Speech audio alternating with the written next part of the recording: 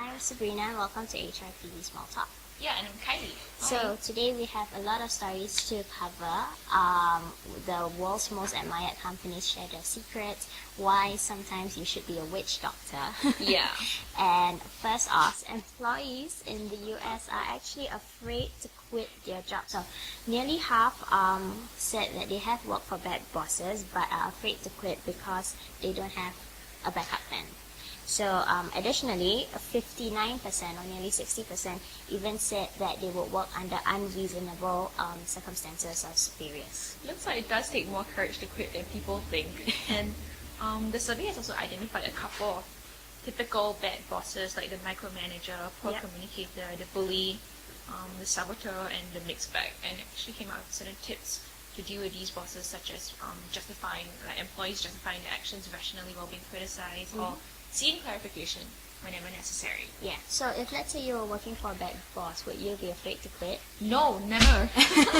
You're gonna slam your table and leave? Yeah, just like that. Nice. Alright, so let us know if you're afraid to quit, or if you know someone who's working under a bad manager or in bad working conditions and refuses to leave. So you can just let us know on our Facebook page, or you can send us a tweet. Not that we can do much about it though. Yes, but it is always good to hear what's going on out there.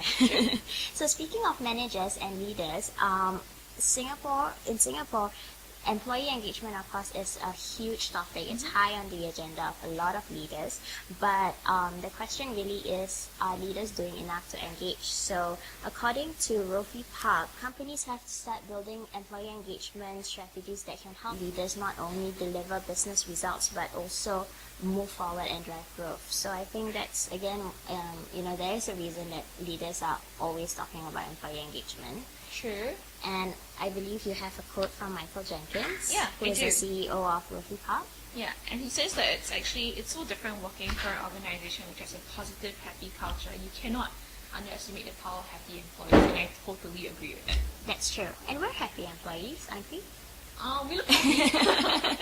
So yeah, I mean, positivity is a huge deal. We had another article online this week, I think, about how employees have to be happy, and then good working relationships will also help improve productivity because you're more willing to share and engage and interact with your fellow workers. Yeah, and of course it doesn't hurt to see happy employees around because it's contagious, hopefully. It is. And speaking of communication, surprisingly, we have found out that emails do more harm than good when it comes to working communication. Stop sending those emails to me, Sabrina. But it's so fun. So apparently, executives in the US are saying that all the time spent drafting, going through emails, reading emails, replying emails is time wasted. And to be honest, I sort of agree with them. Totally. Information overload. Sometimes I come to work and there's 80 emails waiting to be read. Only 80? That's quite a bit. So I don't know. For me, I prefer doing a phone call because I think nothing really helps you get a point across better than a phone call. And it probably gets things done more quickly and effectively when you get to clarify right on the spot. That's true. But that said, we cannot deny how effective and useful email and social media is. It does help us network with colleagues and international contacts. So pros and cons of both, I suppose. Now it's time for this week's Bizarre HR, and it is rather bizarre. Kylie, would you like to share? Of course. If work actually gets you down, you could actually retrain as a witch doctor, which is what this bank consultant did.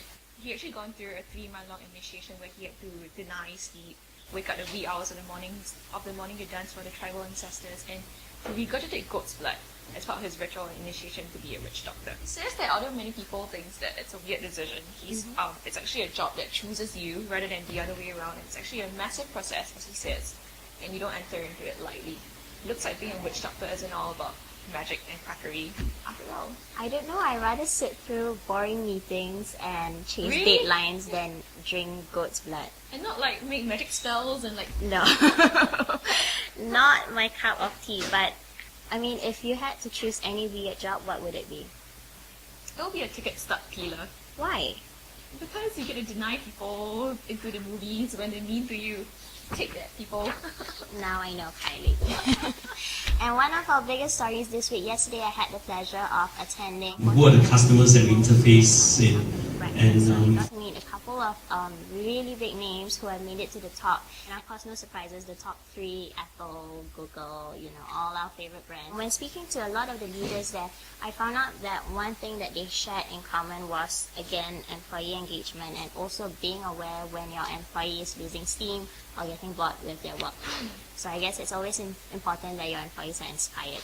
Yeah. One thing you can do is, always keeping track, doing surveys, finding out if your employees are happy. Sony actually has an engagement survey with 70 questions just to understand. 70 questions? 70 questions to ask if you are happy. So it's pretty comprehensive. Can't it just be summed up in one question?